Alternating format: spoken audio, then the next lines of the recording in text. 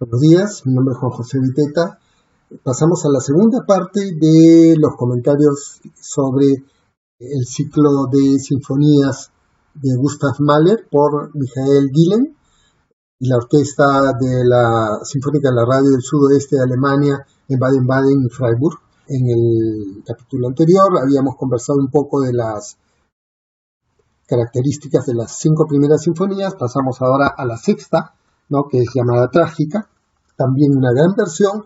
Muchos de los críticos que he leído no la colocan en un primer nivel. Yo sí la colocaría también como uno de los logros de esta versión, porque realmente destaca el carácter trágico de la obra. En otros destaca más bien la angustia, la lucha, digamos, la vehemencia, la violencia, que efectivamente también son características y también están en esta versión, pero más apagadas, ¿no? Hay un aspecto trágico, a veces lento, pero no tan lento, un poco arrastrado, no muy pesado, ¿no? Y además hay partes donde sí cobra impulso, por ejemplo en el famoso tema de Alma Mahler, la esposa de Gustav Mahler. Ese tema, según ella, Mahler se la dedicó en esta sinfonía. Es un tema muy, digamos, impetuoso, ¿no? Y ese ímpetu sí está. O sea, no es, como he dicho al comienzo, que la música, que el estilo de Gillen en Mahler sea, digamos, rígido, dogmático.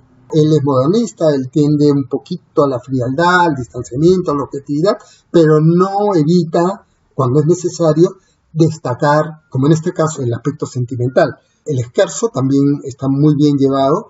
El andante moderato también, que es un tema muy pastoril, que está un poco enganchado con el famoso adagietto que hablábamos anteriormente en el caso de la quinta sinfonía, ¿no? Acá no logra el mismo efecto que en la versión anterior.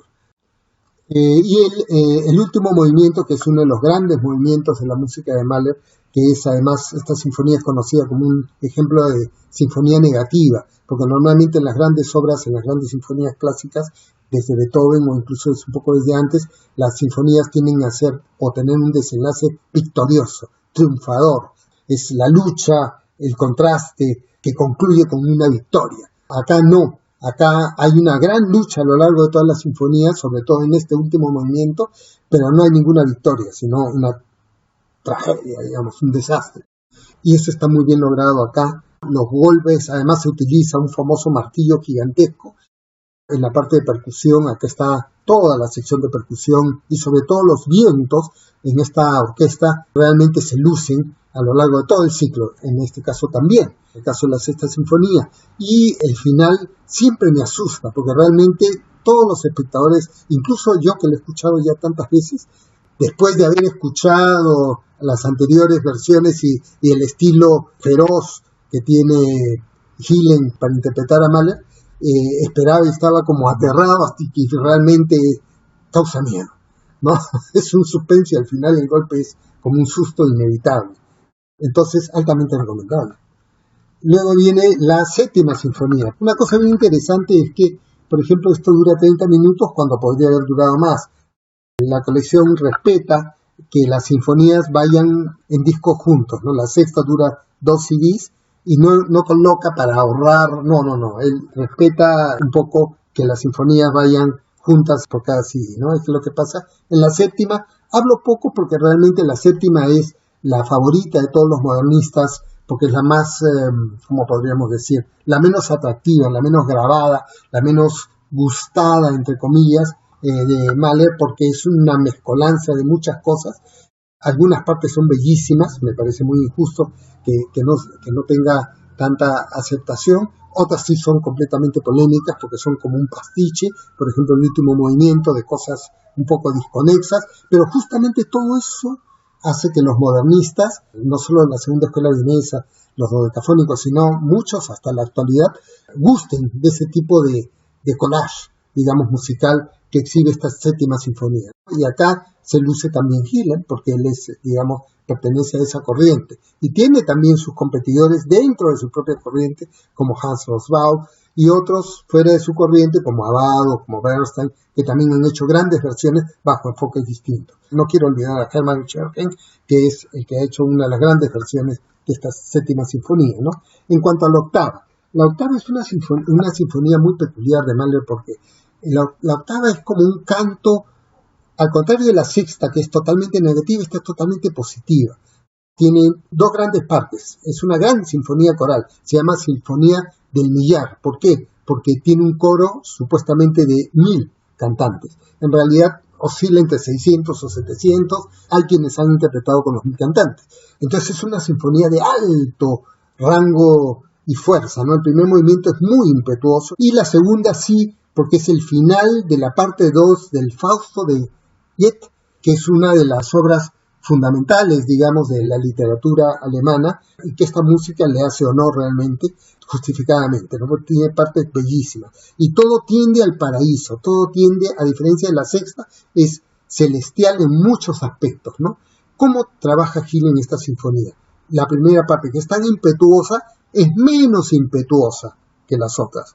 A pesar de ser un director tan enérgico, tan, digamos, feroz y violento, acá no. Acá como que se apacigua. Pero ¿qué ganamos con ese apaciguamiento? Descubrimos muchos detalles, muchas texturas que, aunque la música no tenga la fuerza de otras grandes versiones, ahí no las distinguimos en las otras grandes versiones. Entonces es una música que a uno no lo aplasta, como en otros casos, sino que a uno más bien le muestra cosas, y le muestra sobre todo la estructura, cómo está construida. Una segunda característica es que el coro no es ni de 500 personas, yo diría que serían o suenan como si fueran 200, o sea, es un coro más o menos convencional, o suena como un coro convencional, no es un gran coro el que tenemos acá. Y Gillen lo utilizan para construir una versión casi camerística, ¿de acuerdo? Donde son los solistas vocales los que llevan la voz cantante, por decir, y el coro viene a ser como un acompañamiento. Y destaca dentro del coro al coro de niños. Las partes corales de los niños están muy bien resaltadas y entonces toda la sinfonía exhibe como una selección, es como un oratorio casi, ¿no? Con arias, esta segunda parte, y coros que se van intercalando y con grandes, a veces, momentos extraordinarios de los cantantes de lucimiento vocal, ¿no? Que hacen que la sinfonía vaya increciendo, vaya subiendo, ¿no? A pesar de ese carácter camerístico, lentamente va creciendo y se va aprovechando la orquestación y muestra muchos detalles de la orquestación de Mahler, y uno quisiera que esa música no acabe nunca. Sin embargo, cuando llegamos al final, que es, como ustedes sospecharán, estentorio, acá Gillen se luce realmente con el manejo de la dinámica. Comienza muy suavemente, va subiendo como 4 pisos hasta el final, ¿no? Y el final es de una monumentalidad, de una grandiosidad que uno recién entiende de que todo lo anterior ha sido la preparación de esa grandiosa llegada, que no es tan larga, sino que él la va alargando y la va, digamos, regulando con una naturalidad que realmente hace que esta versión sea una versión realmente extraordinaria, siendo muy opuesta en sus características a lo que debería ser o lo que estamos acostumbrados a hacer con esta sinfonía, una gran sinfonía de largo aliento y donde los grandes directores como Teilhard, por ejemplo, las expanden horizontalmente. Él no, él más bien tiende, como he mencionado, a las construcciones como de torre, ¿no? Como monumentales, como lo hace, por ejemplo, Klemperer.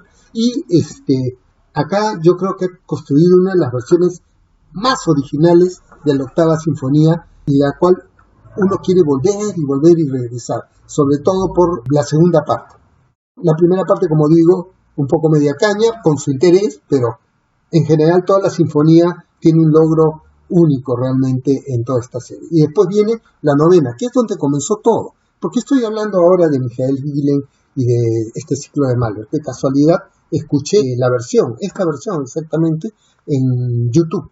Y desde el comienzo me captó la atención y dije, esto es nuevo. Y lo seguí escuchando. El primer movimiento tiene una parte melódica hermosísima que dura como 10 minutos. Y luego viene una música que afea todo lo bello que fue este comienzo. Y más que lo afea, lo como destruye, lo dramatiza, lo consume. Y es muy complicado y muy complejo todo este movimiento, cómo se desarrolla en los siguientes 20 y tantos minutos que sigue de este andante cómodo, que más bien debería ser incómodo por toda esta parte, ¿no? Y la primera vez que lo escuché a mí me incomodaba mucho, ¿no? Ya con los años y conociendo más la música contemporánea, me di cuenta que enganchaba perfectamente con la música de Schoenberg, que anticipaba esos cambios que luego han construido toda una época, incluso hasta el presente, hasta cierto punto, de la música clásica. Y acá Gillen realmente cuando yo lo escuchaba ahí en el YouTube, me convencí de que tenía que comprar. Y dije, si todas son así como esto, tengo que comprar toda la caja. Y eso es lo que he hecho. Y en los segundo y tercer movimientos, que son unos movimientos diabólicos en todo sentido, también Gillen destaca todos los aspectos modernistas, chocantes, ácidos, pero no llega, amargos, pero no llega a la ironía, no llega sutilmente hasta cierto punto a la ironía. Y el último movimiento, que se considera como un testamento, como la despedida, una de las tantas despedidas de Mahler del mundo, acá es lo máximo, creo yo. El andante final, que es un andante que dura, un adagio en realidad, que dura 22 minutos, es de una belleza única. Nuevamente destaco los glissandos que no había escuchado nunca antes así en esta sinfonía, la transparencia que lo emparenta con la versión, por ejemplo, de Abbado también de esta sinfonía, una gran versión, por cierto, y la modernidad de toda la propuesta de Gillen acá tiene su mejor ejemplo, ¿no? Entonces, luego en este disco sí hay el adagio de la 10ª sinfonía. Esta es otra característica de este ciclo. Mahler llegó a completar nada más de la 10ª sinfonía el primer movimiento, que es un adagio que efectivamente ya está completamente del lado, digamos, no completamente, pero mucho más cercano a Schoenberg o mucho más anticipatorio, más bien, de la música de la dodecafónica y del modernismo vienés de aquellos años. Y esta es la versión que muchos directores respetan, o sea, porque Mahler dejó incompleta el resto de la sinfonía y luego se hicieron varios intentos de completarla y hay varias versiones de la sinfonía completada. La más conocida, que también es usada acá, es la de un musicólogo inglés llamado Derek Cook, que es también un experto en el anillo de los nibelungos de Wagner. Bueno, Derek Cook hizo esta versión, entonces tenemos la versión en un movimiento y la versión de ese mismo movimiento pero completada. O sea, es una versión que tiene 2 décimas sinfonías. Justo en la sinfonía que es más modernista, entre comillas, de Mahler, entonces ya pues es el modernismo, el estilo modernista de dirección llevado al culmen, ¿no? Por supuesto que estas también son parte del lucimiento de Gillen, sobre todo la versión, digamos, que está completa, con los 5 movimientos. Y realmente, por ejemplo, el movimiento Purgatorio, que es un movimiento cortito de 4 minutos, nunca lo había escuchado tocado de esta forma. Realmente siempre lo había, sinceramente, ninguneado porque me parecía una parte menor dentro de la sinfonía e incluso dentro de la obra de Mahler. Pero acá realmente te muestran características nuevas, un enfoque nuevo que lo convierte en una pieza curiosa, peculiar, menor, sí, pero mucho más interesante de lo que parece a primera vista. Y me recuerda mucho el comienzo de la 7ª sinfonía, en la versión de Gillen también, que también es una forma de abrir la obra de una forma que ningún otro director lo ha hecho, ¿no? Sin ser tan espectacular, pero realmente es muy, muy, muy interesante. Ahí uno entiende o siente cómo es el enfoque modernista de la dirección de Gillen, ¿no? El último movimiento, los scherzos, sobre todo el segundo scherzo, son notables en esta versión, altamente recomendable. Luego pasamos a los ciclos de canciones. Entonces acá acaba las sinfonías en el disco 14, el ciclo de las sinfonías de Mahler, y vienen las canciones. Acá las canciones, digamos, estas de acá, las canciones para el camarada errante, están como conectadas con la primera sinfonía y están muy bien interpretadas por el barítono Peter Mattei, un barítono sueco, y la versión en general de las canciones de Mahler basadas en textos del cuerno mágico del joven o el cuerno mágico de la juventud, como prefiero yo traducirlo, enfatiza los afectos folclóricos, enfatiza la belleza, la naturalidad. Acá el tratamiento de los líderes de Mahler, estos líderes orquestales, estas canciones orquestales, Gillen como más un poco pegado a la tradición así austriaco, y rescata mucho eso y lo hace muy bien, ¿no? Ahora bien, hay mejores versiones, tanto en la parte vocal como en la parte orquestal, pero no quedan mal, son muy atractivas. Más funciona en las canciones, en los dos ciclos siguientes, el de Kinder Toten Lieder, que son las canciones para la muerte de los niños o de los niños muertos, y las 5 canciones con textos de Friedrich Rückert, que son 2 ciclos de canciones donde hay canciones extraordinarias realmente, sobre todo en el ciclo de Rückert, pero también en estas canciones de los niños muertos. Acá estas canciones pertenecen ya a una etapa posterior de Mahler, cuando Mahler comienza a mirar hacia, digamos, el futuro, pero siempre tienen ese tono melódico, romántico, o postromántico, por así decirlo, ¿no? Acá en las Kinder Toten Lieder canta Cornelia Kalisch, que ya la habíamos escuchado en la segunda sinfonía, y Elisabeth Kuhlmann en los Rückert Lieder, ¿no? Son versiones profesionales que valen la pena escuchar. Luego viene el Cuerno Mágico de la Juventud, o el Cuerno Mágico del Joven, que es una colección de canciones, también que fueron tanto las canciones de Camarada Errante como este grupo de canciones, o esta colección de canciones, son anteriores a las sinfonías, ¿no? Entonces estamos hablando del Mahler temprano. Y acá están como las semillas de lo que serían las 4 primeras sinfonías. E incluso en el resto de las sinfonías aún se escuchan ecos de estas canciones. O sea, no son como un extra, al revés, son como una raíz de lo que es toda la música orquestal de Mahler, están en estas canciones que, por cierto, son preciosas.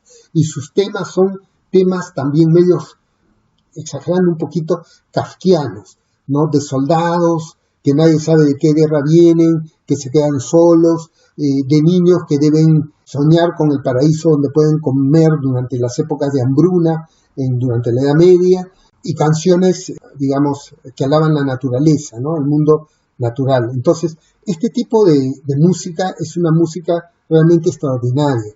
Realmente, y cuando uno las compara con las sinfonías, realmente siente que acá está la raíz de todo lo que compuso Mahler, en estas canciones y en las de Camarada Errante que mencioné hace un momento, ¿no? Y algunas versiones son soberbias, eso sí, en esta colección, ¿no? La primera, que es un dueto de Recibildaje Nagnit, te sorprende porque la dirige de esa forma arrastrada que le habíamos escuchado en la sexta sinfonía, pero capta muy bien la ironía de la canción.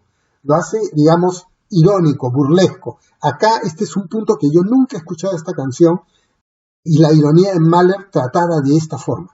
Y eso ocurre en varias de las canciones que están a cargo del barítono, ¿no? Acá se turnan, algunas canciones son en dueto, barítono y soprano, y en otros casos son soprano solo o barítono solo, ¿no? Ahora, hay que considerar de que la obra no se grabó de corrido, o sea, seguidamente, sino en unos años se grabaron las canciones del barítono y en otros años las canciones de la soprano y los dúos, ¿no? Entonces, luego se ensamblaron, pero después de 4 años. Felizmente funcionó, es decir, se mantuvo más o menos un mismo enfoque y el mismo estilo del director, porque a veces esto no ocurre. En este caso sí ha ocurrido. El punto débil es la soprano Christiane Iben, ¿no? Que realmente nunca la había escuchado yo antes, pero hay muchas otras cantantes que lo han hecho mejor, ¿no? Entonces, un poco, por ahí alguien leí robótica, un poco fría, pero no tanto tampoco, ¿no? O sea, no la maleteemos tanto, pero sí no es el fuerte. El fuerte está, en cambio, en el barítono Hanno Müller-Brahman, ¿de acuerdo? Muy buena voz y muy grandes versiones. Y se cierra con una obra extraordinaria de Mahler que se llama La canción de la tierra, Das Lied von der Erde.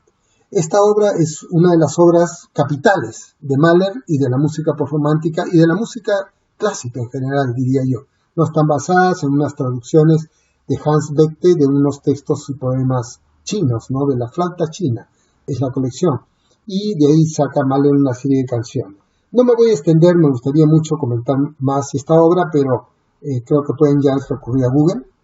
Solo puedo decir de que es el punto débil, lamentablemente, de la colección, ¿no? Por 2 razones, ¿no? La primera es que, al igual que en el Cuerno Mágico de la Juventud, acá el ciclo está compuesto de canciones por un tenor y por una contralto, ¿no? Entonces, los del tenor se grabaron en los comienzos de los 90 y la de la contralto en comienzos del año 2000, es decir, casi, en realidad, 9 años de diferencia y luego se ensamblaron, ¿no? Entonces hay ahí una diferencia en cuanto a la calidad del audio que no es la misma. No es que sea mala, simplemente es un poco diferente, ¿no? Lo cual hace a algunos les fastidia eso. A mí no tanto, pero bueno. Y lo segundo es que realmente, bueno, hay discrepancias entre los críticos, ¿no? En mi opinión, ninguno de los dos cantantes logran su mejor momento en estas canciones. El tenor, sobre todo, es un gran tenor, Siegfried Jerusalem, pero es un tenor wagneriano, ¿no? Entonces acá escuchamos al Heldentenor, al tenor heroico, cuando estas canciones son de borrachos. O sea, la primera y la tercera canción hablan de borrachos, ¿no? Entonces se necesita que el tenor esté en otro plano. La voz es extraordinaria, estaba en un buen momento, porque después le cayó un poco Jerusalem, pero acá como que no encaja del todo con las canciones, siendo un muy buen desempeño, ¿no? Mientras que Cornelia Kalisch tampoco está tan comprometida, también se contagia un poco de ese estilo modernista, objetivista, y estas canciones tienen que tener un delicado equilibrio entre el misterio y la emoción, pero una emoción también que tiene que estar regulada, que tiene que estar contenida hasta cierto punto, para poder penetrar en los textos y en el sentido de esta obra extraordinaria. Entonces, en comparación con muchas otras versiones, claro, la competencia es fuerte. Si bien es cumplidora con las características que he mencionado, no es lo mejor del ciclo. Lo mejor del ciclo está en las sinfonías y también en el cuerno mágico de la juventud, diría yo, si es que lo vemos en el sentido de raíz y de la fuente sobre la cual se construye toda la sinfonía. Y una última palabra va para la versión en video de la novena sinfonía, porque acá, mientras se grababa en estudio la versión tan buena que yo les comentaba, al mismo tiempo Gillen da un concierto y esto se graba y es la primera vez que se publica, tengo entendido, igual que algunas de estos discos, esta versión en video que nos muestra cómo dirigía Gillen con movimientos fultarcos muy concretos y está dedicado a una querida amiga, la hija de Otto Klemperer, Lotte, que murió al día siguiente de este concierto. Él le había dedicado el concierto y la había invitado y no pudo estar, ¿no? Entonces, de ahí que hay cierta emotividad que no es tan típico de Gillen en esto, incluso, y es una versión muy bella, por cierto, y ahí podemos ver a esta muy buena orquesta, por cierto, por lo menos en lo que se refiere a Mahler, la Orquesta Sinfónica de la Radio del Sudeste de Alemania, en Baden-Baden y Freiburg, en acción, ¿no? Sobre todo a la parte de vientos, ¿no? Y también las cuerdas, ¿por qué no? ¿No? Entonces, incluso al final decía Gillen, abraza y besa al primer violín de la orquesta, ¿no? Cosa que raramente ocurre con él, ¿no? Y que más bien Bernstein hace todo el tiempo cuando dirige y concluye. Besa a los músicos, los abraza, los saluda efusivamente, ¿no? Bueno, pero eso nos indica que el contenido emocional de la música de Mahler y las circunstancias concretas en las cuales se hizo la grabación en video de esta novena sinfonía sea tan especial, ¿no? Igual que todo el ciclo de Mahler, sinfonías completas, música orquestal, que el mismo sello de la orquesta lo ha publicado. Por cierto, le termino comentándoles que esta orquesta ya no existe más, fue disuelta en otra orquesta, la orquesta de Stuttgart, de la misma empresa estatal, y es una orquesta distinta, pero felizmente conservamos mucha de la música grabada gracias al sello de la orquesta, que entiendo va a seguir publicando versiones. Además, este es el volumen 6 de Gillen, y hay en colección estos otros volúmenes, entre los cuales destaca Bruckner, Brahms y Beethoven, pueden tener interés. Les agradezco mucho a los interesados que han llegado hasta acá y me comprometo que los próximos comentarios serán más breves. Pero creo que lo justifican porque he hablado de 17 discos. Gracias.